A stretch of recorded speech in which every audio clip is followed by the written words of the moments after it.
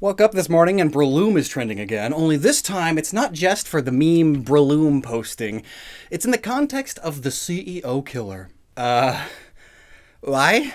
Well, first of all, the suspect's Twitter banner has Breloom in it. He's quite fond of the Pokemon, apparently, and it works for symbolic reasons. After all, the banner also has an X-ray of his back injury and him hiking in tropical mountains.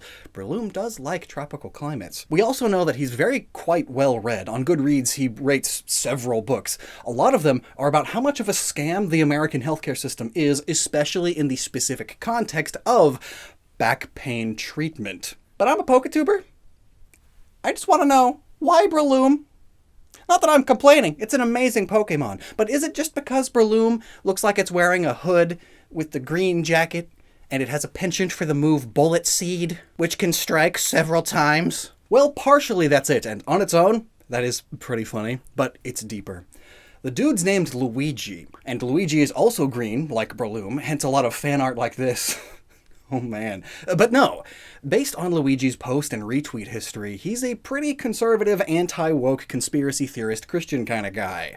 Breloom is Pokemon number 286. His Twitter account has 286 posts on it, and in the health insurance world, denial code 286 is used when the appeal time limits for a claim have not been met, and a claim is thus denied. Potentially, that was the last straw for him before the event. And that number may point to a particularly famous Bible verse, Proverbs 28:6, which reads, "Better is a poor man who walks in his integrity than a rich man who is crooked in his ways."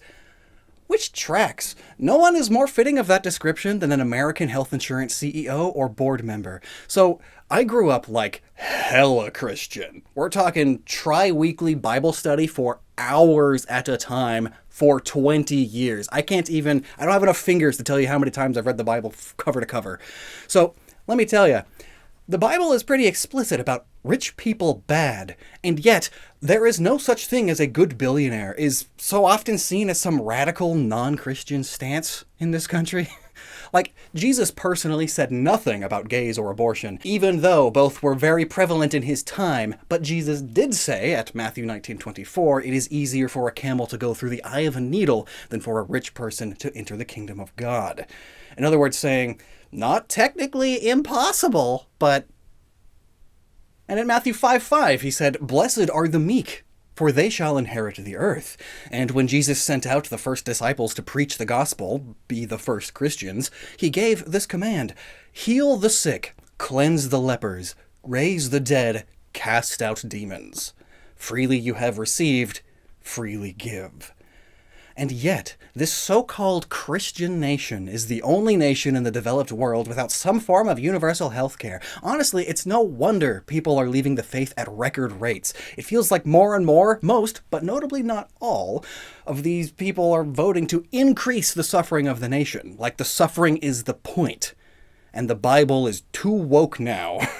Like, I don't know, man. I was taught to love your neighbor and treat others the way you want to be treated. Bible stuff. And I would want to help immigrating. I would want to eat even if I couldn't afford food at the time. I would like a temporary shelter if I had none. And I would want to be saved from an easily preventable death from a basic health issue. So I'll vote for universal health care and safety nets every time, or at least the closest I can get to that. Baby steps are better than backpedaling. Up to 44,789 Americans aged 18 to 64, so non-elderly adults, die per year from easily preventable health issues solely because they cannot afford the treatment. And that's just the ones that can't afford insurance flat out. That's not counting the ones who have insurance but are denied coverage for their health issue. These CEOs, board members, and shareholders are directly choosing to take action that leads to those deaths, let alone the pain and suffering of countless others with non-life-threatening things like nerve damage that makes my life a living hell, instead of receiving the care that they need. If the CEOs and board members were in the streets slicing their customers' throats, yeah, we'd put a stop to them, obviously, but because they're mass-murdering Americans indirectly with profit-driven paperwork, it's perfectly fine, I guess. Exactly the same end result, though, but I digress. That's off topic. Breloom was a smart choice. is all I'm saying.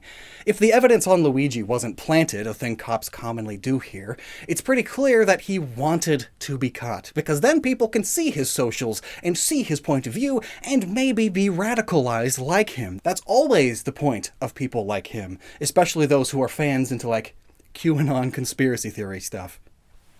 Like the whole Breloom number thing. It's to spread the message, get more people radicalized. If they weren't already by this God-forsaken healthcare system. Though I do wonder, and I am just spitball thinking here, not saying this is what I actually believe, just thinking. I'm just asking questions. Is it even radical to say we need to shed blood to gain rights? Because that's kind of how every right we've ever gotten was gotten. Even things we take for granted, like having any days off work, weekends, child labor laws, voting even if you're not a landowning white guy. People had to die for each and every one of those. The French knew that, and yet we have the gall to say we're home of the brave. Privatizing healthcare, prisons, and education is sort of the opposite of the government guaranteeing life, liberty, and the pursuit of happiness, and that's pretty un-American, dude. I don't know, man. All I'm saying is, I really like Breloom, and I bet billionaires are rock ground type up in their sturdy castles, is probably the message he was trying to get across with his choice of Breloom in his Twitter banner. Along with the whole number thing, everything else. One thing that's really cool about this whole situation, though, is just how united a lot of Americans seem to get. Like, we all hate the system. It's not a left versus right culture war kind of thing that billionaire-controlled media is always trying to distract us with. It's a top versus bottom thing. And we are all bottoms. Maybe I should rephrase that.